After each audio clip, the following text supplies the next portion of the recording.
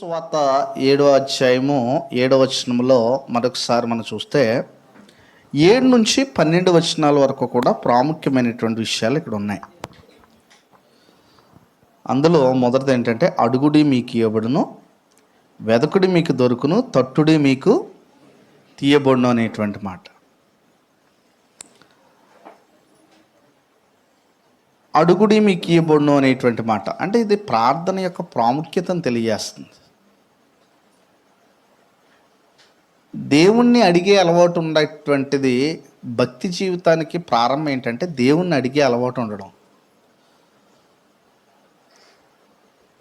దేవుణ్ణి అడగాలి అనేటువంటి ఆలోచన దేవుని పట్ల మనకు కలిగి ఉన్నటువంటి విశ్వాసాన్ని బట్టి వస్తూ ఉంటుంది. ప్రార్థనను మనం ఎంత సీరియస్గా తీసుకుంటామో దేవుడితో మనం కలిసి అంత అన్యోన్యంగా కొనసాగలం. అందుకే ప్రార్థన గురించి చాలా విషయాల్లో చెప్పబడింది. అడగాలి, వెదకాలి, మళ్ళీ ఏం చేయమన్నాడు? తట్టమన్నాడు. అంటే ఇది ద ప్రేయర్, ప్రార్థనలో ఉన్నటువంటి గొప్ప లోతైనటువంటి ఒక వ్యక్తి ప్రార్థన చేసే వ్యక్తి కలిగి ఉండవలసినటువంటి భావాన్ని ఇది నొక్కి చెప్తుంది. ఒకసారి మనం లోకాసు వార్తలో చూస్తే అక్కడ దీని భావం మనకి చక్కగా అర్థమవుతుంది. లోకాసు వార్తకి వెళ్ళి ఒకసారి మనం దీన్ని గమనిస్తే 18వ అధ్యాయంలో చెప్తున్నాడు ఆయన. 18వ అధ్యాయము మొదటి నుంచి మాట్లాడుతూ ఆయన, వారు విసుకక నిత్యము ప్రార్థన చేయుచుండవలనంటూ ఆయన వారితో చెప్పండి. యేసు ప్రభు చెప్పాడు, ఆయన విసుకక నిత్యము ఏం చేయమన్నాడు? ప్రార్థన చేయమన్నాడు. ఆయన ప్రార్థనతో ఒక వ్యక్తి సంబంధాన్ని, అంటే దేవునితో సంబంధం కలిగి ఉండడానికి మూలం ఏంటంటే ప్రార్థనే. ప్రతిరోజు దేవునితో మనం సంబంధాన్ని కలిగి ఉండడం అన్నదానికి ఎవిడెన్స్ ఏంటి? మీరు ప్రార్థన ద్వారా తప్ప వేరే రూట్లో దేవునితో సహవాసాన్ని ఎలా కలిగి ఉంటారు? మనం ప్రార్థన వాక్యం ద్వారానే కదా. ఇవి రెండూ తీసేస్తే ప్రతిరోజు నేను దేవునితో నడుస్తున్నాను అని చెప్పడానికి గొప్ప ఎవిడెన్స్ ఏంటంటే వాక్యం చదవడం, ప్రార్థన చేయడం. ప్రార్థనలో ప్రతి విషయాన్ని కూడా ఆయన ఏం చేయమన్నాడంటే నా దగ్గర తీసుకురండి అన్నాడు ఆయన. మనం సాధారణంగా చేసేటువంటి పని ఏంటంటే అత్యంత చిట్ట చివరికి దేవుని దగ్గరికి వస్తాం.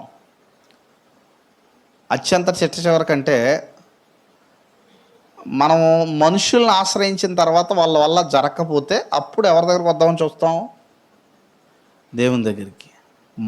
మొదటే దేవుణ్ణి అడిగితే అప్పుడు ఏ మనిషిని అయితే ఆయన ప్రేరేపిస్తూ ఉంటాడో ఆ మనుషుల ద్వారా సహాయం అందుతూ ఉంటుంది. విశ్వాసము ద్వారా, విశ్వాసము అంటే ఇక్కడ అందుకే అన్నాడు విసుకక నిత్యము ప్రార్థన చేయి. ప్రార్థన విశ్వాసానికి సంబంధించింది. అందుకే ఇక్కడ అంటున్నాడు విసుగక నిత్యం ప్రార్థించండి వారికి ఉపమానం చెప్తే అందులో ఒక విధవరాల గురించి చెప్పాడు. ఏమన్నాడనంటే,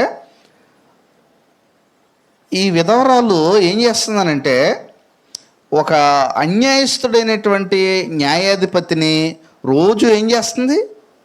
గోజాడుతుంది.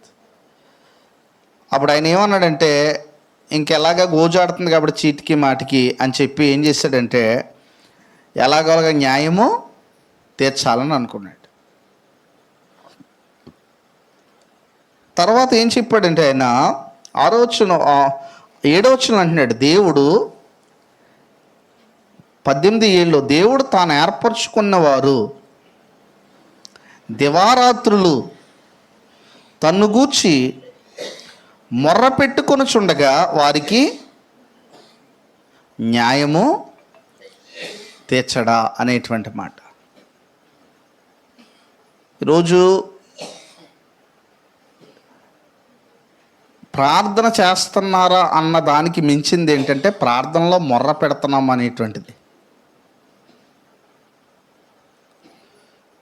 ప్రార్థనలో ఏదైతే మనం కోరుకుంటున్నామో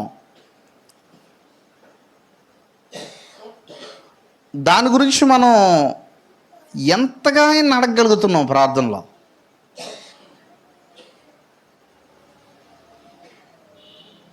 మీరు ఒకవేళ జీవితాల్లో శాంతి కోసం, సమాధానం కోసం, దేవుణ్ణి సమాధానం కోసం వేడుకుంటున్నామా, లేదంటే చాలామంది యవనస్తులు వివాహాల కోసం. ఈరోజు వివాహాల్లో అత్యంత జరిగే తప్పు ఏంటనంటే పెళ్ళిళ్ళ పేరైలు వెనకాల తిరగడానికి ప్రయత్నం చేస్తారు, కానీ ప్రార్థనలో దేవుణ్ణి అడగరు. The main fault in marriages అదే. నేను ఎవరో ఒకరు సంబంధాలు చూడకూడదు అన్నది కాదు నా అభిప్రాయం, చూడాలి. కానీ ఆ సంబంధం చూసేవాడు ఎలాంటివాడు అనేటువంటి సంగతి మనం జ్ఞాపకం ఉంచుకోవాలి. ఈరోజున 1000 లక్షల యొక్క వివాహాలు ఎందుకు ఫెయిల్ అవుతున్నాయంటే without prayer they are entering to the wedding. ప్రార్థన లేకుండా ఈ భూమి మీద అత్యంత గొప్ప బంధం ఏంటి? ఎక్కువ కాలం నడిచే బంధం ఏంటి? దానికోసం నువ్వు మొర్ర పెడుతున్నావా దేవుని దగ్గర?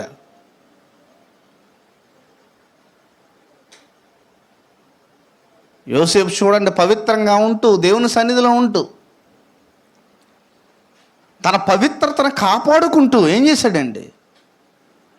దేవునితో ఉన్నాడు. నేను ఇదే ఎందుకు చెప్పానంటే ఎక్కువ ఘనమైన కార్యం ఇదే కాబట్టి ఎవరో ఒకరిని సంబంధం చూడమని చెప్పడం తప్పు కాదు, కానీ మొట్టమొదట అంతకంటే ముందు దేవుడు నా కుమార్తెకి కానీ నా కుమారుడికి కానీ భార్యని భర్తని మొట్టమొదటగా నువ్వు దేవుణ్ణి అడగాలి. అప్పుడు దేవుడు ఎవరొక్కరి ద్వారా తీసుకొస్తాడు, నీ చెంతకు నడిపిస్తాడు. మధ్యలో మానవులు ఉంటారని నేను అంటలేదు. అప్పుడు ఎవరొక్కరి ద్వారా దేవుడు ఏం చేస్తాడు? ఇప్పుడు అబ్రహాముకి కుమారుడైనటువంటి ఎవరనంటే ఇస్సాక్కి భార్యను తీసుకురావడానికి ఎవరిని పంపించాడు అబ్రహాము? ఎవరిని పంపించాడు? పెద్ద దోసుని పంపించాడు. అతడు మాటికి ప్రార్థన చేసేవాడు, అడిగాడు అంతే, వెళ్ళి తీసుకొని వచ్చాడు. అలాగనే మనకి ఏదైనా ఆర్థికపరమైన కష్టాలు ఉన్నాయి, దేవుని కొరకు బ్రతకడానికి ఆర్థికపరమైన కష్టం, దేవుని అడగమంటున్నాడు. ప్రభు ఏమన్నాడంటే ఆయన ఎవరిని మీరు ఏదైనా చివరికి జ్ఞానం గురించి కూడా మాట్లాడాడు. ఆయన మీలో ఎవరికైనా జ్ఞానం కుదువుగా ఉంటే ఆయన ఏం చేయమన్నాడండి? అడగండి అన్నాడు. కానీ మన జ్ఞానం ఆయన్ని అడగాం, మనుషులను అడుగుతాం. మనుషులు అడిగితే లేనిపోని తెలివితేటలని మన బుర్రలోకి వస్తాయి. మనం జ్ఞానం ఎవరి దగ్గర తెలుసుకుంటామంటే ఎక్కువగా మనుషులను చదువుతూ ఉంటాం, లేదంటే ఈ లోకాన్ని చదువుతూ ఉంటాం. కానీ దేవుణ్ణి అడిగితే అంటున్నాడు, మీలో ఎవరికైనా జ్ఞానం కొదువుగా ఉంటే ఆయన ఏం చేయమన్నాడండి? జ్ఞానం కొదువుగా అని ఎలా అడగండి దేవుణ్ణి. ఆయన ఎవరిని గద్దెంపక ఏం చేస్తాడంటండి? ధారాళంగా జ్ఞానం ఎవరి దగ్గర ఉంది? జ్ఞానం ధారాళంగా ఉంది. ఎందుకంటే ఆయనకి మించిన జ్ఞానం ఎవరున్నారు? ఆయన మించిన జ్ఞానం ఎవరైనా ఉన్నారా లోకంలో? జ్ఞానవంతులే ఆయన ముందు సాగిలపడ్డారు దేవుని ముందు. ఒక విషయం అందుకంటున్నాడు, ఏమన్నాడనంటే వాళ్ళందరూ కూడా, సొలొమోను కూడా అదే అడిగాడు, నీకేం కావాలి అని అంటే దేవుణ్ణి అడిగాడు. నాకేం కావాలన్నాడు? ఈ ప్రజలను పరిపాలించడానికి నాకేం కావాలన్నాడండి? జ్ఞానం కావాలి నాకు. అన్నిట్లకంటే శ్రేష్టమైన జ్ఞానం గురించి అడుగుతున్నాడు. అలాగనే మనం ఏదన్నా తండ్రి నేను ఎలా నడుచుకోవాలి టైంలో, కొన్ని సమయాల్లో ఎలాగ వెళ్ళాలో మనకు తెలియదు. దేవుని దగ్గర సాగిలు పడ్డమే. ఏ నిర్ణయం తీసుకోవాలో మనకు తెలియదు. కొన్ని సందర్భాల్లో దేవుడి దగ్గరికి వెళ్ళడమే. దేవుని దగ్గరికి వచ్చేటువంటి వారికి దేవుడిచ్చే అద్భుతమైన బహుమతులు లేదంటే అద్భుతమైనటువంటి ఆశీర్వాదాలు ఘనంగా ఉంటాయి. అందుకంటున్నాడు మీరు దేవుడు మంచివాడు అనే సంగతి మర్చిపోకండి. ఎందుకంటే ఆయన అంటున్నాడు, కింద కూడా వివరించుకుంటూ వచ్చాడు. ఆయన ఏం వివరించాడో చూడండి. కింద మనం ఆలోచిస్తే ఇక్కడ అంటున్నాడండి, కింద దేవుడు తాను, ఇక్కడే చూద్దాం లోక 18:7 దేవుడు తాను ఏర్పరచుకున్న వారు దివారాత్రము తన్ను గూర్చి మొర్ర పెట్టుకునిచుండగా వారికి న్యాయం తీర్చడా. దివారాత్రాలు మొర్ర పెట్టడం ఎప్పుడండి? దివారాత్రములు మొర్ర పెట్టడం. ఒక విషయం ఏంటో తెలుసా, ఇది మీటింగులన్నిటికీ అటెండ్ అవడానికి మించింది ఇది భక్తిది. చాలామంది అనుకుంటారు మేము చాలా మీటింగ్కి అటెండ్ అవుతున్నాం, నువ్వు మొర్ర పెట్టగలిగే అనుభవం ఉందా ఇంటికాడ?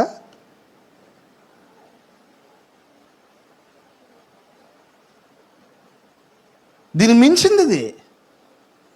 ఇంటికాడ నువ్వు దేవుడితో మొరపెట్టడం.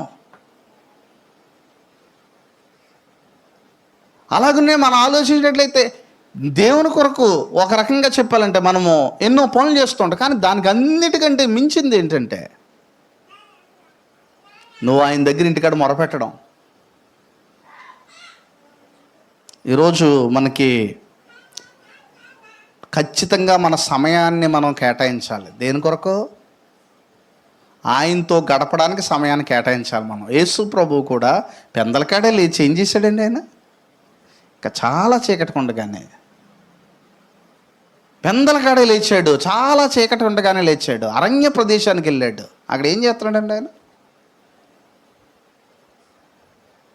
అంటే ప్రార్థన యొక్క ఇంపార్టెన్స్ని ఆయన చెప్పాడు. చూడండి, ప్రార్థన యొక్క ఇంపార్టెంట్ ఏంటంటే ఆయన పెందలకాడే లేచాడు, ఇంకా చాలా చీకటి ఉండగానే లేచాడు, అరణ్యమునకు వెళ్ళి అక్కడ ఏం చేస్తున్నాడండి? ఆయన ప్రార్థన చేస్తున్నాడు.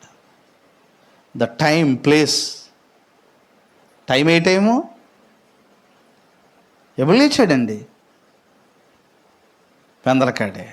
ఉదయాన్నే దేవునితో మాట్లాడడానికి పెందలకాడే లేచేవాడే భక్తిపరుడు.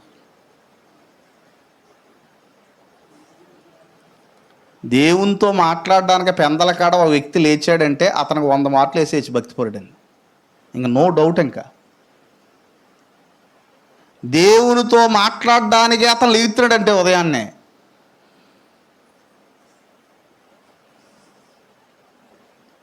అతను ఎంత భక్తిపరుడై ఉంటాడు. అందుకే కీర్తనకాడు అంటున్నాడు, కావలి కాయవారు వేకురు కొరకు ఎదురు చూచినట్టు. కావలి కాసేటువంటి వారు వేకు కొరకు ఎదురు చూస్తారట. ఎందుకంటే రాత్రి టైంలో గొర్రెలను కాయడం అది సులువైన పని కాదు. సులువైన పని కాదండి కావలి కాయవారు గొర్రెలను కాయడం. ఎందుకంటే రాత్రి తోడేళ్ళు వస్తాయి, ఎలుగుబంట్లు వస్తాయి, సింహాలు వస్తాయి, ఇవన్నీ వస్తుంటాయి. అవన్నీ ఇప్పుడు రాత్రిలో వస్తాయంటుంటాయండి. ఏంటంటే రాత్రి దొంగలు కూడా వస్తారు. ఇప్పుడు ఏం కావాలి? కావాలి వారికి వేకువ కావాలి. వాళ్ళు ఎలాగైతే ఎదురు చూస్తారో, నా ప్రాణం నీ కోసం ఎదురు చూస్తుంది.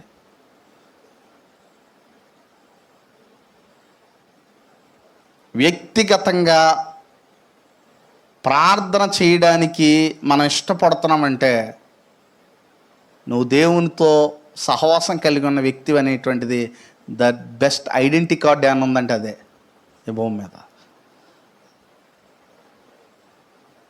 అందుకే కింద చెప్తున్నాడు, ఏమంటున్నాడో చూడండి. ఇంకా అంటున్నాడు, ఏమంటున్నాడంటే ఆయన వారికి త్వరగా న్యాయం తెచ్చును, వారి విషయమే కదా ఆయన దీర్ఘశాంతము చూచున్నాడు, మీతో చెప్పుచున్నాను. ఈ కింద వచనం చదివేటప్పుడు ఆయనను అని చెప్పాడు. అక్కడ ఆయన ఏమన్నాడండి? ఆయనను మనుష్య కుమారుడు వచ్చినప్పుడు ఆయన భూమి మీద క్రీస్తు సంఘమును కనుగొనునా అని లేదు అక్కడ.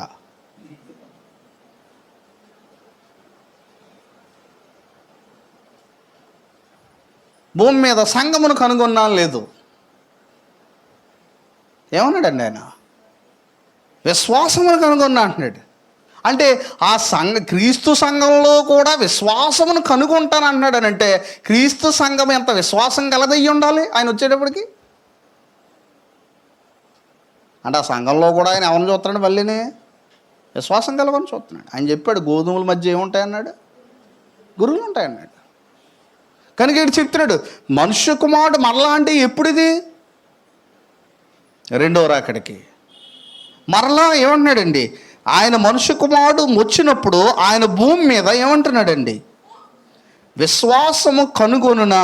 ఇక్కడ కింద ఫుట్ నోట్లో ఏమేసి ఉంది అక్కడ? భూమి మీద అనేటువంటి మీద కింద రెండేసి ఏముంది అక్కడ? ఆ విశ్వాసం అని ఉంది. ఆ విశ్వాసం అంటే ఏంటి? దివారాత్రంలో నిత్యం మొర్ర పెట్టేవాళ్ళు ఈ భూమి మీద ఉంటారా ఆయన వచ్చేటప్పటికి? నువ్వు అడుగు, నేను నిజంగా మొర్ర పెట్టే వ్యక్తినేనా దేవునికి ప్రతిరోజు?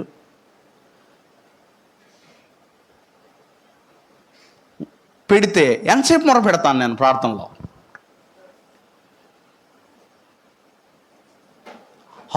మనం ఎంతసేపు మనం ప్రార్థనలో టైం గడుపుతాం?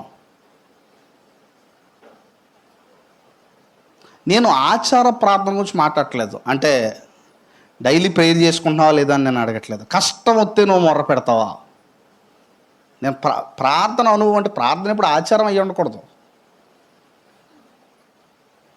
బయటికి వెళ్ళాలి కాబట్టి ఏదో మొక్కుబడితో చిన్న ప్రార్థన చేసుకుని వెళ్ళిపోవడం, భోజనం చేయాలి కాబట్టి తప్పదు కాబట్టి ఒక ప్రార్థన చేయడం, సాయంత్రం మళ్ళీ ప్రార్థన చేసుకుని, ఇది ఆచారపూర్వకంగా జరిగేది కాదు.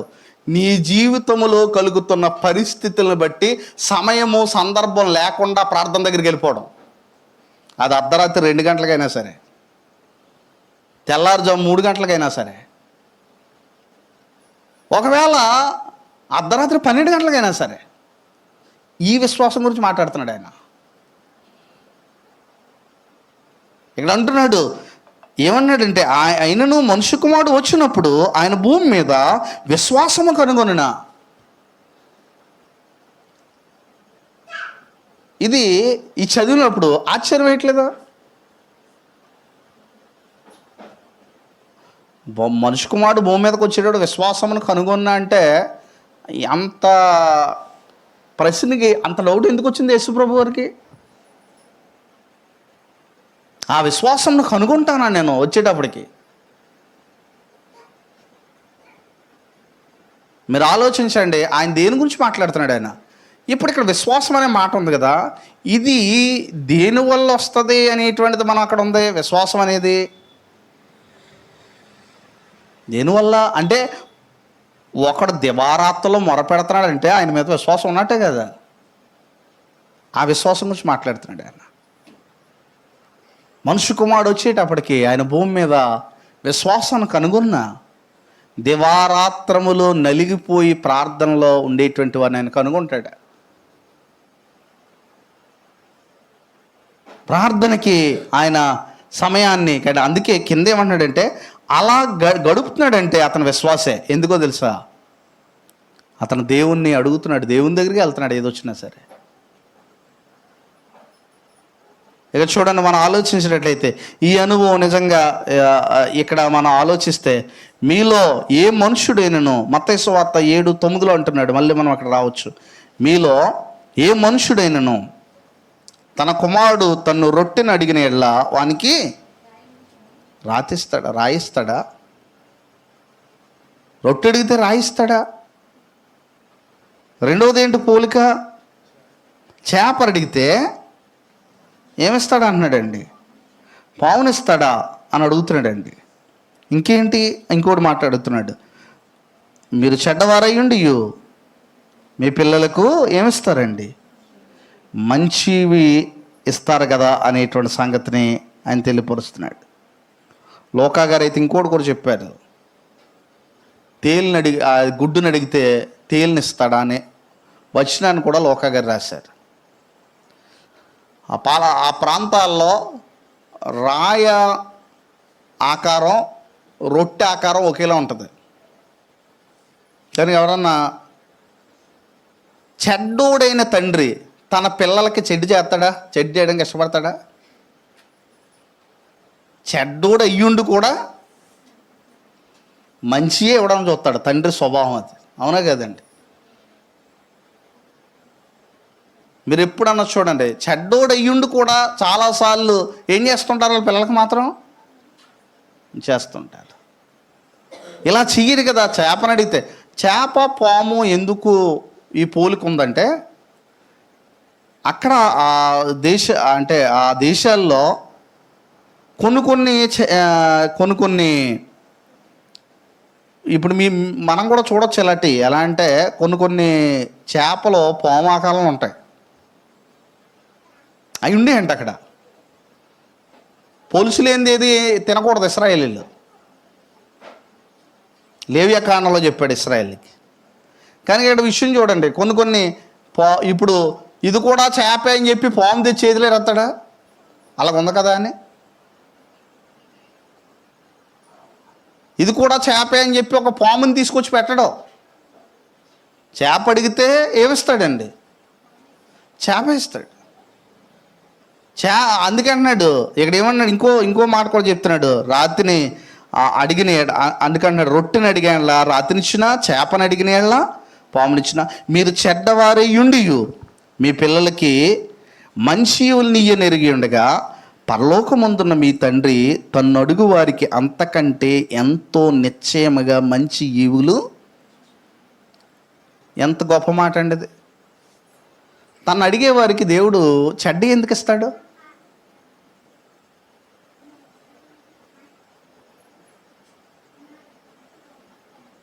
విషయం ఏంటంటే, ఇక్కడ దేవుడు అడగమన్నాడు. అడిగేవారికి దేవుడు ఏమేమి అన్నాడు? చెడ్డ ఇవ్వడంట.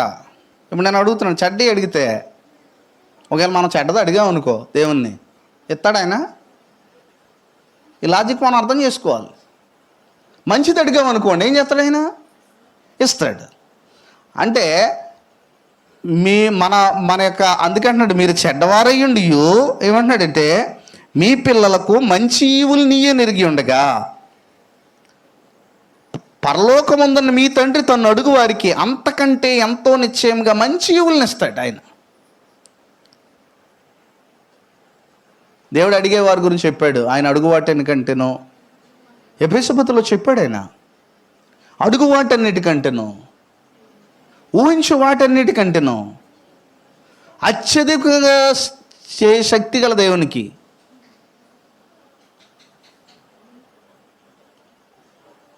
మనం ఎలాంటి వాళ్ళం అంటే, మనకు ఎంత ఉందో దాన్ని బట్టి లెక్కలేసుకొని జీవితం స్టార్ట్ చేస్తాం మనం. కానీ ఆయన మనల్ని ఏం చేయాలనుకుంటున్నాడు అనేటువంటిది మనకు కూడా అందని రహస్యం అది. చాలాసార్లు ఆర్థికపరమైన కష్టాలు ఉంటాయి చాలామందికి. ఆర్థికపరమైన కష్టాలు ఉన్న వాళ్ళు ఎప్పుడు కూడా ఎవరిని చూసి బాధపడుతుంటారంటే, ఎవరికైతే మనీ శాలరీ ఎక్కువ వస్తుందో వాళ్ళని చూసి తరచుగా బాధపడుతూ ఉంటారు. ఆ లైఫ్ భలే సాగిపోద్దండి, నా లైఫ్ సాగదండి. అంటే నువ్వు దేన్ని బట్టి క్యాల్కులేట్ చేస్తున్నావు లైఫ్ని? లేదంటే ఒక పని అవ్వాలి, పని అవ్వడానికి కూడా మనం ఏం క్యాల్కులేట్ చేస్తాం? అది అవుతుందా అవదా? చాలామంది అనే మాట ఏంటంటే, దేవుడే అని గాల్లో దీపం పెడితే అయిపోద్దా? నాకు తెలిసి ఈ డైలాగ్ వాడి వాళ్ళు ఎవరో ప్రార్థన చేయరు. ప్రార్థన తప్పించుకోవడానికి ఈ డైలాగ్ చెప్తారు. శూన్యంలో భూమిని వేలాడదీసిన దేవుడు గాలిలో దీపం పెడితే ఉంచగలడు, కానీ అది అవసరం లేదు కాబట్టి చేయడు. ఆయన చేయలేడా? గాలిలో దీపం పెడితే ఆరకుండా ఉంచలేడా ఆయన? చెప్పండి, ఆయన శక్తి చేయగలడా? చేయలే. సముద్రం మీద నడవగలిగిన ఆయన గాలిలో దీపం పెడితే ఆరకుండా ఉంచలేడా? ఇలాంటి మాటలకి దయచేసి ప్రార్థన దూరం అవ్వద్దు. అవిశ్వాసులు ఇలాంటి మాటలు తరచుగా మాట్లాడతారు. వాళ్ళకి ప్రార్థన చెప్తుంటే పెద్దగా పట్టింపు ఉండదు. వాళ్ళు ప్రార్థన ఎలా తీసుకుంటారంటే, చూడండి కూరలు అన్నీ వేసిన కరివేపాకు ఎత్తగా చివరిలో ప్రార్థన, ఇంకేం చేయగలం ప్రార్థన చేయండి. అసలు చేయవలసింది మెయిన్ అదే. అసలు కార్యాలు చేసేది ఎవరో మెయిన్? దేవుడే. ప్రార్థన ద్వారా సూర్యచంద్రులను ఆపలేదా యెహోషువ? ఆపలేదండి. మోషే ప్రార్థిస్తే మనం పాట పాడుతూ ఉంటాం, ఏం కురిపించాడు ఆయన? మనకి ఇంకా యాకోబు పత్రికలో కూడా ఒక మాట ఉంది, యాకోబు పత్రికలో ఏమన్నాడో చూడండి. మనం ప్రార్థనకు ఉన్నటువంటి శక్తిని యాకోబు గారు తెలియపరుస్తూ ఉంటారు. ప్రార్థనకు ఉండేటువంటి శక్తిని యాకోబు గారు ఏమంటున్నారనంటే 5:13 నుంచి చూడండి ఏమంటున్నాడో. 5:13 మీలో ఎవరికైనా శ్రమ సంభవించినా, మీలో ఎవరికైనా శ్రమ ఉందా, ఏం చేయమన్నాడండి? శ్రమ వచ్చినంటే మనం ఏం చేస్తాం? ఈ మధ్య శ్రమలు వస్తుంటే ఏం చేస్తున్నారంటే డైరెక్ట్గా ఫోన్ తెస్తున్నారు. తీసి ఆ శ్రమలతో ఉన్న వాళ్ళు అసలు ఎలా బాగుపడ్డారు, ఒకవేళ కొన్ని 2-3 సాక్ష్యాలు ఉన్నాయనుకో బాగుపడిన వాళ్ళు, ఎస్ మనం కూడా బాగుపడతాం. ఒకవేళ ఆ శ్రమలతో ఉన్నవాడు ఎవడని చచ్చిపోవడం వచ్చిందనుకోండి రిజల్ట్, ఇంకా మన పని కూడా అయిపోయింది. శ్రమ వస్తే ఏం చేయమన్నాడు? ప్రార్థన చేయండి.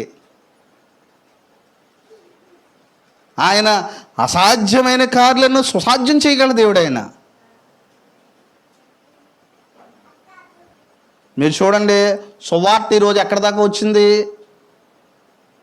మన ప్రాంతాల దాకా సువార్త వచ్చిందంటే ఇది మనుషులకు అందని కార్యం. ఇది ఎక్కడ ప్రారంభించబడింది? సువార్త ఎక్కడ ప్రారంభించబడిందండి? యెరూషలేములో ప్రారంభించబడింది. ఆనాడు సువార్త చెప్తే ఈరోజు ఎక్కడ దాకా వచ్చింది అది? ఇప్పుడు ఈ సువార్త ఇక్కడ దాకా రావడానికి ఎన్ని ఆటంకాలు వచ్చాయి మధ్యలో? ఎన్ని ఆటంకాలు వచ్చాయి చూడండి. అపోస్తులను చంపేశారు, సువార్త ఆగిందండి. అపోస్తులను చంపేశారు, తర్వాత చాలామంది క్రైస్తవులను చంపేశారు, సువార్త ఆగిందా? తర్వాత ఇంకా చాలామంది వారి జీవితాల్లో అసూలు బాసారు నిజంగా చెప్పాలంటే. కానీ రోజుకి సువార్త ఆగిందండి? ఏమాత్రం కూడా ఆగలేదు. ఎందుకంటే సువార్త ఎవరి శక్తి అంటున్నాడు ఆయన? దేవుని శక్తి. కనుక అది ఆగదు. అది అప్పుడప్పుడు కొంతమంది అంటుంటారు, మనం ఇలాగే మౌనంగా ఉంటే కొంతకాలం క్రైస్తవులు భూమి మీద ఉండరు, పోరాడాలంటే. అంటే దేవుడికి తెలియదంటారా ఇది? అంటే దేవుని శక్తిని ఆపగలరా మానవులు? నేను కూడా ఏమీ చేయలేను నా రాజ్యాన్ని గురించి అని ఆయన అంటాడా ఎప్పటికైనా? ఆయన అన్ని సకల రాజ్యాలను అధిగమించినటువంటి వాడు ఆయన.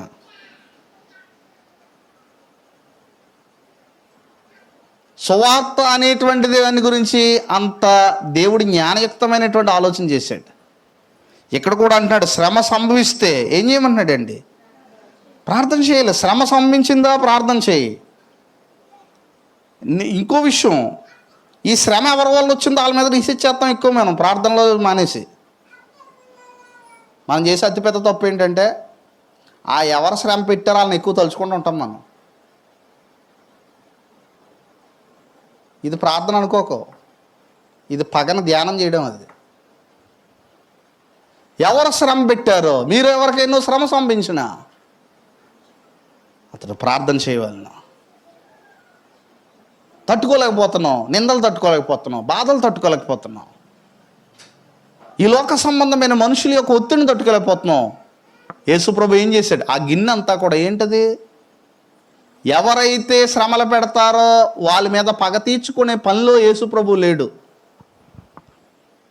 ఆయన మాత్రం ఏం చేశాడంటే ఆ శ్రమలు అనుభవించుటకు తగినటువంటి శరీరాన్ని నలగొట్టుకుంటున్నాడు ప్రార్థనలో ఆయన. కనుక ఇక్కడ ఎందే చెప్తున్నాడు ఏమన్నాడంటే, మీలో ఎవరికైనా శ్రమ సంభవించినా మీరు ప్రార్థన చేయండి. శ్రమ వస్తే ప్రార్థనే. ఎవరు చేయాలి అది కూడా? కొంతమంది కంప్లైంట్ ఏంటంటే పాస్టర్ గారు చర్చిలో ప్రార్థన చేయలేదు. నేను ఎలాంటి వాళ్ళు అందరిని అడుగుతున్నాను, పాస్టర్ గారు చేయలేదు సో క్షమించు, నువ్వెంతసేపు చేస్తున్నావు ఇంటికాడ? నువ్వెంతసేపు చేస్తున్నావు నీ బిడ్డల గురించి? చేస్తున్నావా? పాస్టర్ గారు రికమెండేషన్ సరిపోద్దా మనం ప్రార్థన చేయకుండా? మీలో ఎవరికైనా శ్రమ సంభించినా ఎవరు ప్రార్థన చేయాలని ఉంది అక్కడ? ఫస్ట్ ఎవరు చేయాలి ప్రార్థన? మీలో ఎవరికైనా శ్రమించిన పాస్టర్ గారు ప్రార్థన చేయలేదు లేదు అక్కడ, అతడు ప్రార్థన చేయవలను. ఎవరు చేయాలి ప్రార్థన? అందరి గురించి దైవ సేవకులు చేస్తారు, లేదంటే ఒకరి గురించి ఒకరు చేస్తారు. కానీ ఆ ప్రాబ్లం ఇక్కడ ఫేస్ చేసే ఎవరు? ఏ వ్యక్తి అయితే ఫేస్ చేస్తున్నాడో ఆ వ్యక్తి ఎక్కువ ప్రార్థన చేయాలి. అప్పుడు చేసి నా గురించి మీరు కూడా ప్రార్థన చేయండి అని అడగాలి. అంతేగాని మనం అంతా ప్రార్థన మానేసి నా గురించి ప్రార్థన చేయండి బ్రదరు, నా గురించి ప్రార్థన చేయండి సిస్టర్, నా గురించి ప్రార్థన చేయండి అంటున్నావు. నువ్వు ఇంటికాడ ప్రార్థన చేస్తున్నావా? నీ గురించి నీ గురించి అయినా నువ్వు చేసుకుంటున్నావా? ఈ మత శాఖల బోధకులు ఈ నేర్పేశారండి. మీరు చేసుకోవద్దు, ప్రేయర్ టవర్కి ఫోన్ చేసేయండి, మీ ప్రార్థన అవసరాల కోసం మమ్మల్ని సంప్రదించండి. వీళ్ళు ఏంటంటే ప్రార్థన చేసుకోవడానికి టైం లేని వాళ్ళు అందరూ కూడా ఎవరు ఫోన్ చేస్తున్నారు? ఎక్కువ చేసి అయ్యగారు మా గురించి ప్రార్థన చేశారు. అప్పుడు వాళ్ళు మొదలెడతారు మాట స్వస్థ వచ్చిన తర్వాత. ఏమని మొదలెడతారంటే, ఇదిగో అనారోగ్యంతో ఉన్నాను, అనారోగ్యంతో ఉన్నప్పుడు ఆ సమయాలు అయ్యగారు వచ్చి ఏం చేశారు? మాకు ప్రార్థన చేశారు. ఎవరికి సాక్షులు అయిపోయారు? వాళ్ళు అయ్యగారికి సాక్షులు, యేసు ప్రభుకి సాక్షులు కాదు. ఈ చెప్పించడానికి వీళ్ళకి అవకాశాలు, ఈ డినామినేషన్ బోధకులు చేసే పెద్ద పొరపాటు ఇదే. వీళ్ళు వ్యక్తిగతంగా ఇంటికి వెళ్ళి ప్రార్థన చేసుకోవడం నేర్పడం కంటే మీ గురించి తాత ప్రార్థన చేస్తూ ఉండండి. నిజంగా నిజమైన భక్తి పడినటువంటి సేవకుడు ఇక్కడ చేయకపోయినా పర్సనల్గా ఒక్కో వ్యక్తి గురించి ఎంత మొర పెడతాడో తెలుసా? ఎవరో ఎందుకు, మా నాన్నగారు నేను చిన్నప్పటి నుంచి చూస్తున్నాను, నేను ఈరోజు ఇక్కడ ఉండి చెప్తున్నాను. ఆయన ఇక్కడ చేయడు కానీ పర్సనల్గా ఒక్కొక్కరి గురించి ఎంతసేపు చేస్తాడో దానికి నేను సాక్షిని. ఆ సంఘంలో ఎవరి పేరు మర్చిపోడు. ఒక్కొక్కరి గురించి ఎంత చేపు చేస్తాడంటే ఆ సమస్యలు పట్టుకొని ఒక్కొక్కసారి ఏడుస్తాడు వాళ్ళ గురించి. ఇంట్లో ఆయనకి ఏదో ఆ శ్రమ వచ్చినప్పుడు ఏడుస్తాడు. నేను చిన్నప్పటి నుంచి సాక్ష్యం దానికి. ఈరోజు ఇక్కడ సన్నిధిలో ఉండి మాట్లాడుతున్నాను. ఇది అబద్ధం అయితే నన్ను దేవుడు ఖచ్చితంగా శిక్షిస్తాడు. కానీ పర్సనల్గా ప్రార్థన చేయకుండా పబ్లిక్లో నిన్ను ప్రేమిస్తానంటే ఉపయోగం లేదు. నువ్వు ప్రార్థన ఏం చేయాలంటే, ఒక రకంగా ఏదైనా ఒక శ్రమ వచ్చిందంటే దైవజనుడు ఖచ్చితంగా చేస్తాడు. కానీ దైవజనుడు ప్రార్థన చేస్తున్నాడు కాబట్టి మనం చేయడం మానేచ్చాను అనకూడదు. ఎందుకంటే నీకు కూడా దేవుడు ఆ హక్కు ఇచ్చాడు. ఏం హక్కు ఇచ్చాడైనా? దైవజనుడి చేత ప్రార్థన చేయించుకోవడం అత్యంత ఎందుకు మంచిదనంటే, ఆయన ఎక్కువ దేవునితో కలిసి ఉంటాడు కనుక, ఆయన ఎక్కువ దేవుని పని మీద ఉంటాడు కాబట్టి చేయించుకోవడం చాలా మంచి అలవాటు, మంచిది కూడా. అలాగనే ఒకరినొకరు ప్రార్థన అడగడం కూడా మంచిదే. కానీ అంతకంటే ముఖ్యమైనది ఏంటంటే, నీవు ప్రార్థన చేసే బిడ్డగా ఉన్నావా ఇంట్లో? ఎక్కువగా సోమరులు చేసే పని ఏంటంటే, వాళ్ళు ప్రార్థన చేసుకోరు వాళ్ళ గురించి, లేదంటే ఇతరుల గురించి కూడా ప్రార్థన చేయరు. కానీ ఏం చేస్తుంటారంటే, కనుక ఇక్కడ చెప్తున్నాడు ఏమన్నాడండి, మీలో ఎవరికైనా శ్రమ సంభించినా ఏం చేయమన్నాడండి? ప్రార్థన చేయమన్నాడు. ప్రతి విశ్వాసి కూడా ఇంట్లో ప్రార్థన చేస్తున్నాడు. ఒకడు ప్రార్థన చేయడండి, కూర్చొని చాలా మాటలు చెప్పేస్తుంటాడండి. ప్రార్థన చేసేవాడు మాట్లాడే మాటలు వేరుగా ఉంటాయి, ప్రార్థన చేయలేని వాడు మాటలు వేరుగా ఉంటాయి. ఆ మాటల్లో తెలిసిపోతాయి అతడు జ్ఞానంతో మాట్లాడుతున్నాడా, దేవునితో ఉన్న అనుభవంతో మాట్లాడుతున్నాడా. ఈజీగా కనిపెట్టచ్చు. మీరు ప్రార్థన పనులు అయితే ఈజీగా కనిపెడతారు. అవి అతడు బుర్రలో ఉన్న మైండ్తో మాట్లాడుతున్నాడా, లేదంటే దేవుని యొక్క శక్తితో మాట్లాడుతున్నాడా, ఈ రెండు అంచనా వేయగలగాలి. అలా అంచనా వేయకపోతే నువ్వు ప్రతి సలహా వినేస్తావు. వినేస్తే ఆ సలహా నిన్ను ఏం చేస్తుంది? చివరికి ఏం చేస్తుంది? ఎన్ని సలహాలు ఇప్పుడు జనాలను బాగు చేయట్లేదు, ఎన్ని సలహాలు బాగు చేయట్లేదు. ఇప్పుడు చూడండి, సమాజంలోకి వెళ్తే నీ సమస్య గురించి ఒక్కొక్కరు ఒక రకంగా సలహా ఇస్తారు. కానీ ప్రార్థనతో ఏకేపించే భక్తి పోడిచ్చే సలహా చాలా ఉన్నతమైన సలహా. అందుకే చూడండి, వాళ్ళందరూ కూడా బతులు. అందుకే అన్నాడు మీరు ఎవరికైనా, అందుకే మనం కూడా సమస్యలో వెళ్ళినప్పుడు ఎక్కువ ప్రార్థన చేయాలి. మీలో ఎవరికైనా శ్రమ సంభించినా ప్రార్థన చేయండి అన్నాడు. రెండో విషయం ఏం చెప్తున్నాడు ఆయన, మీలో ఎవరికైనా సంతోషం కలిగితే కీర్తన పాడ. మీలో ఎవడైనా రోగి ఉన్నాడా, అతను సంఘ పెద్దలను ఏం చేయమన్నాడండి? పిలిపించమన్నాడు. వారు ప్రభువు నామమున అతను నూనె రాచి అతని కొరకు ఏం చేస్తారు? ప్రార్థన చేయవలను. ప్రభువు నామమున. ఎవరైనా అనారోగ్యంగా ఉన్నారా? అయ్యా మా ఇంటికి రండి అయ్యా ప్రార్థన చేయడానికి. నిజంగా అనారోగ్యంగా ఉన్నవాళ్ళు మా ఇంటికి రండి ప్రార్థన చేయడానికి అని చెప్పి దైవజనుడు బతిమాలైన తీసుకెళ్ళి ఆ ప్రార్థన చేయించుకుంటారు. కనుక ఇక్కడ ఏం చెప్తున్నాడండి, మీలో ఎవరైనా అనారోగ్యం ఏమంటున్నాడండి, అక్కడ ఏమంటున్నాడు అని అంటే ఎవరిని పిలిపించాలట, వారు ప్రభువు నామన. అంటే ఇక్కడ సంఘ పెద్దలకు వాడబడిన మాట గ్రీక్ బైబిల్లో పాస్టర్ అనేటువంటి మాట వాడబడింది ఇక్కడ. కనుక వారు ప్రభువు నామన అతనికి నూనె రాచి అతనికి కొరకు ప్రార్థన చేయవలను. విశ్వాస సహితమైన ప్రార్థన ఆ రోగిని స్వస్థపరుస్తుంది. స్వస్థతలు లేవని నేను ఎప్పుడు అన్నాను. యాకోబు పత్రిక చెప్తుంటే నేను ఎందుకంటాను? స్వస్థతల పేరుతో జరిగే మోసాలు తప్పు, కానీ స్వస్థత లేదనడానికి ఎవరో సరిపోరు. ఎందుకంటే ఇక్కడ ఉంది, అక్కడ అలా అయితే చాలామంది ప్రార్థన చేస్తున్నారు స్వస్థత కోసం. విశ్వాస సహితమైన ప్రార్థన ఆ రోగిని స్వస్థపరుస్తుంది అన్నాడు. నీ బిడ్డల కొరకు చాలా సమయాలు హాస్పిటల్కి తీసుకెళ్ళే టైం కూడా ఉండదండి చాలామందికి. అర్ధరాత్రి సమస్య రావచ్చు, ఆ టైంలో నువ్వేం చేయగలవు? దేవుని అడగడం తప్ప. అది బలమైంది కాదా? విశ్వాసము ద్వారా. అందుకే అంటున్నాడు ఏమన్నాడంటే ప్రార్థన చేయాలన్నాడు. ఏమీ చేయలేవు, నీ కళ్ళంటే నీళ్ళు వచ్చేస్తున్నాయి, నువ్వు ఇంకేమీ చేయలేవు. వెళ్ళు ఆయన పాదాల దగ్గర పడిపో కన్నీళ్ళతో.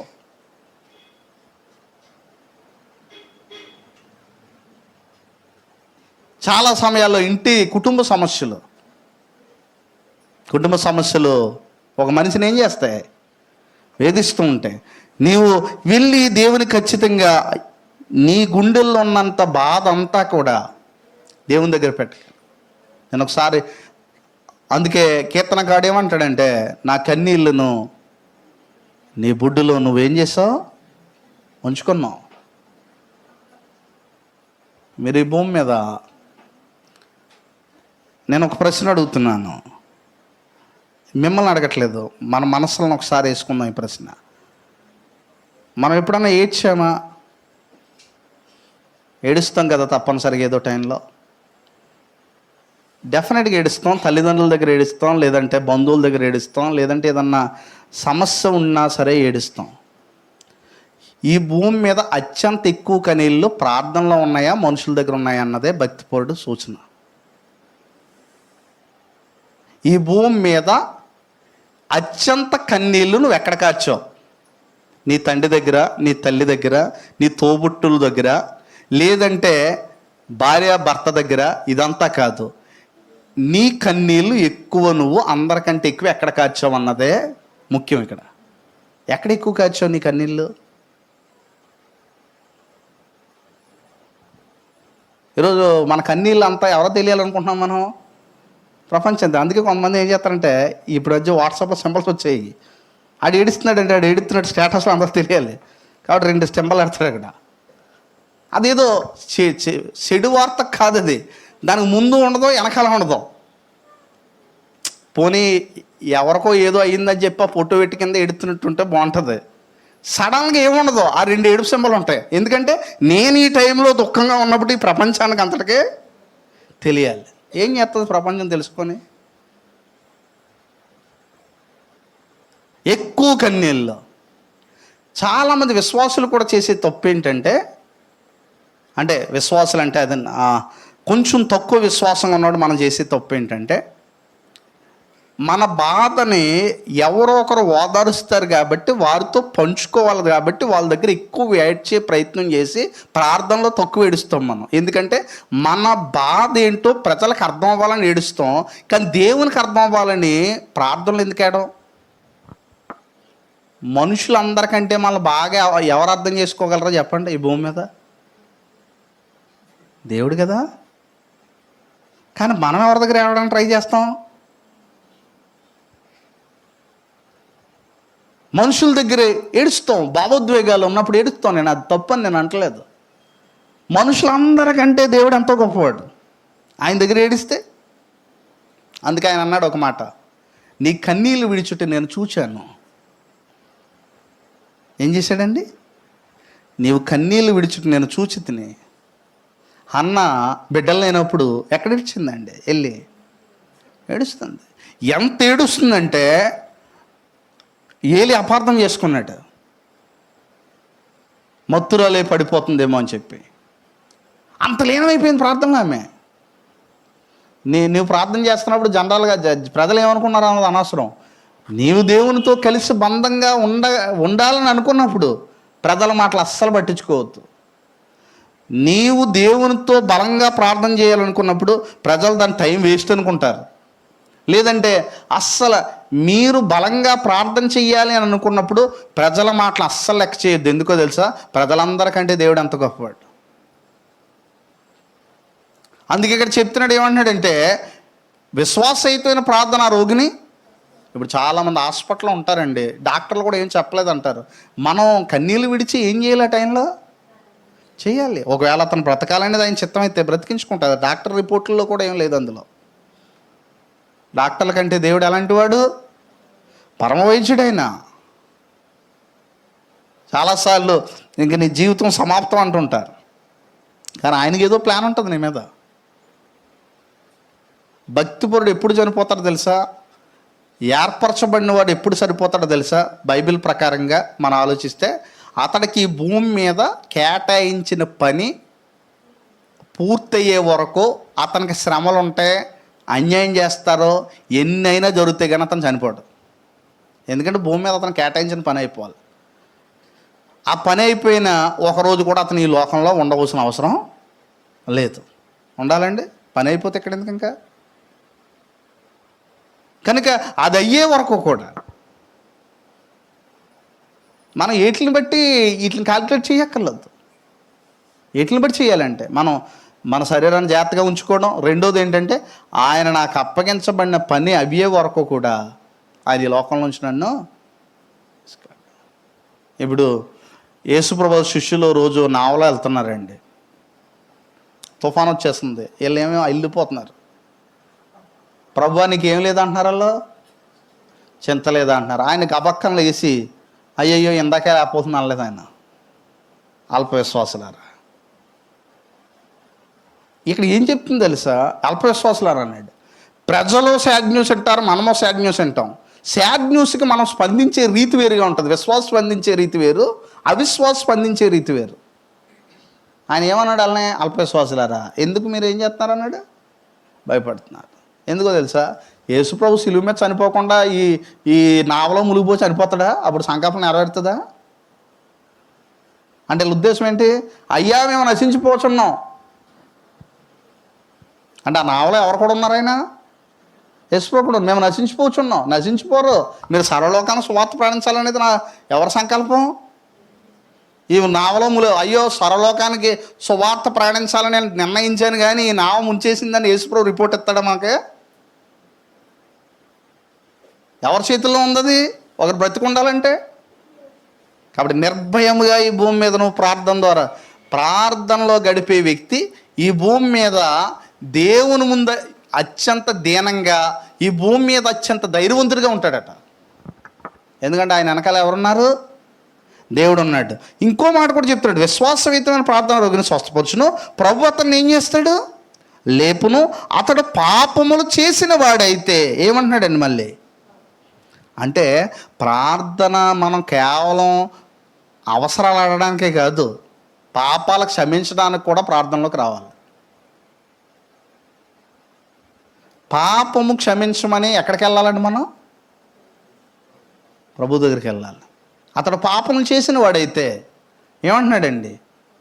పాపక్షమాపణ పొందుతాడు. అంటే ఎదుటివారు, ఇప్పుడు మన విషయం ఏంటంటే ఎవరో పాపం చేశారని నీకు అనిపించింది, సహోదరుడు పాపం చేశాడని అనిపించింది,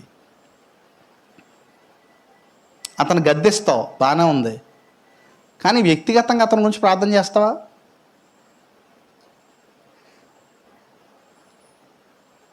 ఇప్పుడు పాపం చేసినోడిని గద్దిస్తున్నావు, బాగానే ఉంది, కానీ వ్యక్తిగతంగా అతని గురించి ప్రార్థన చేస్తావా? ప్రభు అతనికి మారు మనసును అనుగ్రహించు. చేయగలగాలి, ఖచ్చితంగా డెఫినెట్గా చేయగలగాలి. ఎందుకంటే మన బైబిల్ మనం రాసుకోకూడదండి. బైబిల్ గ్రంథం ఉందా మనకు, దాన్ని లోబడాలి. మనం ఎలాంటి వాళ్ళం అంటే మన జీవితంలో ఒకటి నిశ్చయించుకుంటే అదే మన బైబిల్ కాదు. మనకు దేవుడు బైబిల్ ఇచ్చాడు, దీనికి లోపడవలసిందే. నా బైబిల్ నేను రాసుకుంటాను కుదరదు ఆయన దగ్గర. నా బైబిల్ని రాసుకోవడం అంటే నాకు ఎలా అనిపిస్తుంది కాబట్టి ఎలా చేసుకుంటూ వెళ్ళాను. నాకు ఎలా మనకు అనిపించినవన్నీ చేయకూడదు మనం. ఆయన ఏం చెప్పాడో దానికి లోపడాలి.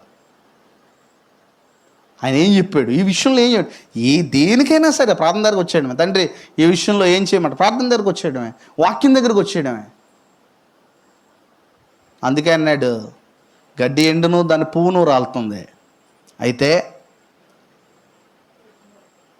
దేవుని వాక్యము నిరంతరము నిలుస్తుంది. ప్రభువు చిత్తం జరిగించేవాడు కూడా నిరంతరము నిలుస్తాడు.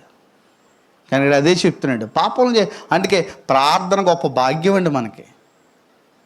ఒక విషయం ఏంటో తెలుసండి, డైలీ ప్రార్థన చేసే వాళ్ళకి ఎక్కువగా ఉండే మంచి హ్యాబిట్ ఏంటో తెలుసండి, వారు ఎక్కువ వాళ్ళు విమర్శించుకుంటారు. సింపుల్గా ఒక ఆశీర్వాదం ఉంది, మనమే విమర్శించుకునే ఎడల తీర్పు పొందకపోదాం అన్నాడు. అవునండి.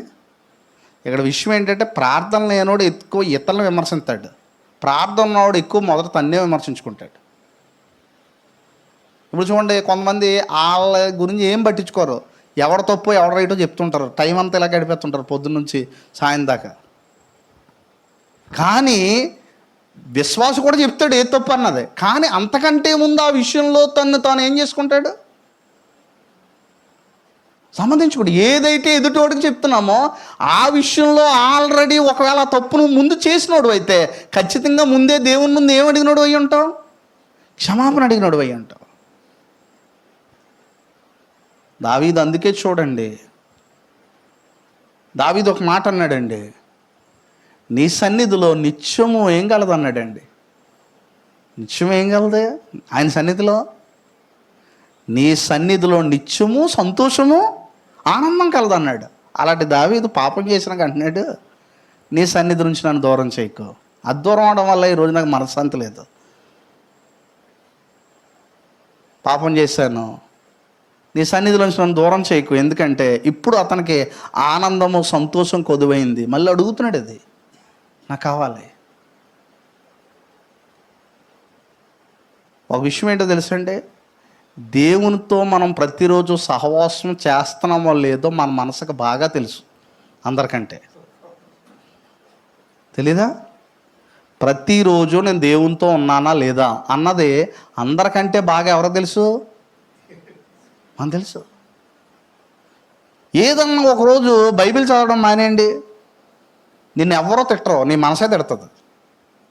ఏదన్నా ఒకరోజు ప్రార్థన చేయడం మానేయండి, నీ మనస్సాక్షి గద్దిస్తుంది మొట్టమొదటి వచ్చి. ఏదన్నా తప్పు చేయి, ఇంకొకడు వచ్చి గద్దించేదాకా కూడా ఆగదు, నీ మనస్సాక్షి ముందు నేను గద్దిస్తుంది. ప్రార్థన చేసేవాడికి ఈ మనస్సాక్షి బాగా పనిచేస్తుంది. అందువల్ల మనస్సాక్షి కల్మషం తోచుకున్నట్లు అంటాడు.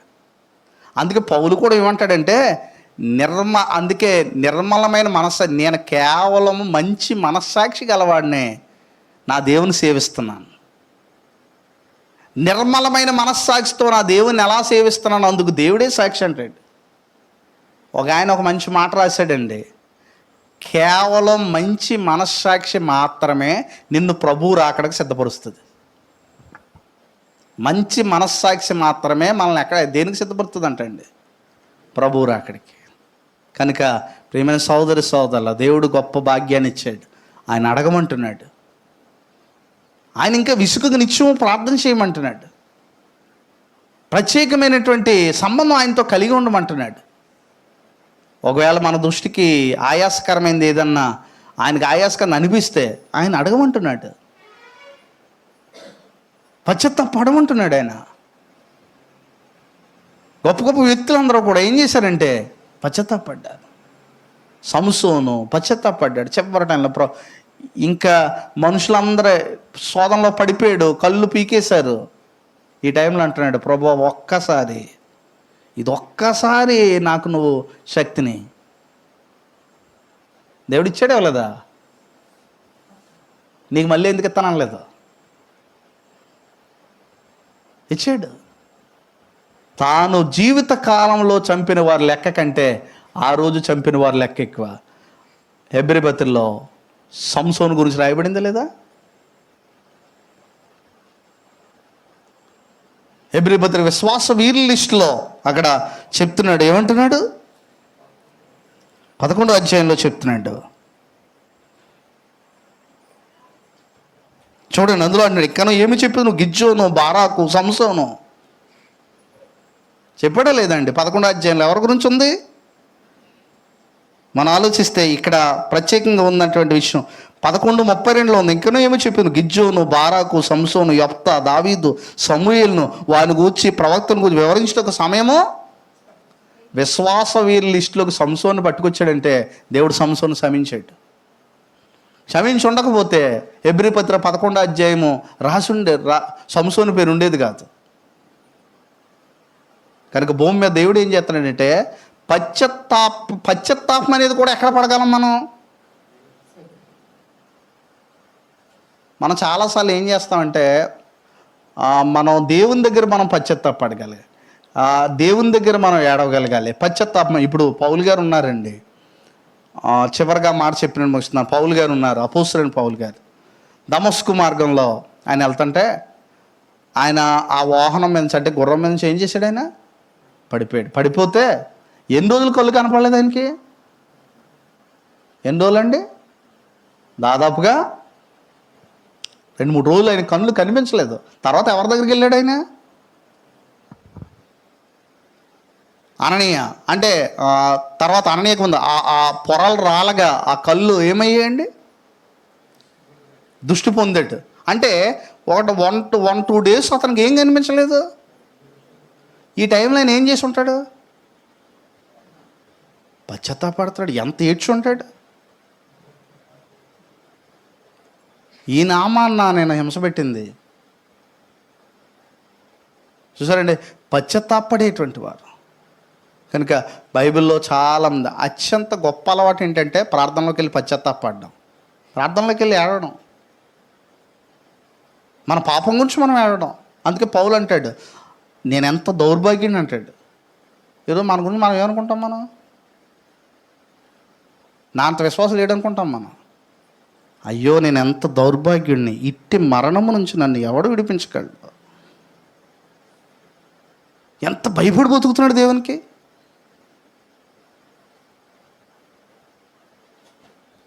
ఇట్టి మరణం నుంచి నన్ను ఎవడు విడిపించగలడు? ఎంత నలిగిపోయాడు ప్రార్థనలు. అందుకే అంటాడు, ఇతరులుగా చెప్పిన తర్వాత నేనే ఏమంటున్నాడండి, భ్రష్టుడిని అయిపోతానేమో. ఒక విషయం ఏంటంటే పాపం చేసేస్తానేమో అన్న భయం ఉన్నవాడు మాత్రమే పశ్చాత్తాపం అడుగుతాడు. నా క్యారెక్టర్ చిన్నప్పటి నుంచి కొంతమంది అంటుంటారు చూసారా, ఇలాంటి జీవితంలో పశ్చాత్తాపడ్డు దేవుడి ఆశీర్వాదం హృదయంలో చూడడం. చిన్నప్పటి నుంచి మా అమ్మాయి ఎలాంటిదో తెలుసా, మా అబ్బాయి ఎలాంటిదో తెలుసా, నీకు తెలుసా? చిన్నప్పటి నుంచి దావీదు ఎలాంటాడు? మంచోడే, పాపంలో పడలేదా? ఏం చెప్తుంది బైబిల్ గ్రంథం? చిన్నప్పటి నుంచి ఉన్న క్యారెక్టర్ని సర్టిఫికేట్లు చేయకు. ఒకప్పుడు నేను అలా బ్రతికినోడిని, నా జీవితం నీకు తెలీదా? ఇప్పుడు ఏం చేసావో చెప్పు, నువ్వు గతం గురించి కాదు. దావీదు కూడా చెప్తాడు గతంలో స్టోరీ ఎంతనే, అవన్నీ మంచి సాక్ష్యాలే. కానీ ఇప్పుడు ఒప్పుకుంటున్నాడు నేను పాపం చేశాను. మనం సాధారణంగా ఏం చేస్తామంటే ఈరోజు తప్పు చేసామనుకో, అవి మర్చిపోవడానికి, ఆ తప్పు మర్చిపోవడానికి పెద్దలు గతంలో చేసిన పనులన్నీ చూపిస్తూ ఉంటాం. కుదరదు. ఆయన ఏమంటున్నాడంటే ఈరోజు ఆయన తప్పు చేశాడు, ఆయన మాట అంటున్నాడు, నేను కేవలం నీకే విరోధంగా ఏం చేశాను? పాపం చేశాను. గడిచిన కాలంలో గొల్యాతుని కొట్టిన విశ్వాసం ఉన్నది, ఇవన్నీ మాట్లాడలేదు అక్కడ. లేదంటే గడిచిన కాలంలో సౌలు ఎలా ఉన్నా సరే నేను ఎంత నిజాయితీగా ఉన్నాను తెలుసా, ఇవన్నీ మాట్లాడలేదు అక్కడ. అక్కడ ప్రార్థనలు అవన్నీ అవసరం లేదు. అవి ముందు కీర్తనలో మాట్లాడాడు, అవన్నీ మాట్లాడాడు అక్కడ. ప్రభువా గతంలో నేను సౌలు ఏళ్ళ చేసిన మేలు నీకు గుర్తుందా? లేదంటే గతంలో గొల్యాతుని ఢీ కొట్టినప్పుడు నాలో ఎంత విశ్వాసం ఉందో నీకు తెలీదా? ఇవన్నీ మాట్లాడలేదు ఆయన. నీ సన్నిధిలోంచి నన్ను దూరం చేయకయ్యా. అప్పుడు నేను కేవలం నీకు విరోధంగా ఏం చేశాను? అపచేశాను. అంటే గడిచిన కాలంలో బ్రతికిన భక్తి జీవితాన్ని పాపం చేసినప్పుడు కవరకు ఉపయోగించకూడదు. అదే మనం ఎక్కువ మంది ఎక్కడ తప్పిపోతుంటాం అంటే అక్కడే తప్పిపోతాం. ఈరోజు నువ్వు ఉదయం సాయం దాకా తప్పు చేసావు అనిపించింది, వెంటనే ప్రార్థనలో ఇల్లు. గత జీవితం ఎక్కువ గుర్చేసుకుంటున్నావు అనుకో, నీకు అతిశయం వస్తుంది. నేను తప్పు చేయడం ఏంటనుకుంటావు రోజుని. చివరికి చచ్చిపోయి ముందు రోజు వరకు అనుకుంటావు పాపం వల్ల వచ్చి చేస్తాం డైరెక్ట్గా ఎక్కడికే? నరకానికి. అక్కడ దాకా తెచ్చుకోకుండా ముందే వెళ్ళి దేవునికి ఏం చేయాలి? ప్రార్థనలో సాగిలి పడిపోవడమే. అందరికీ వందనాలు.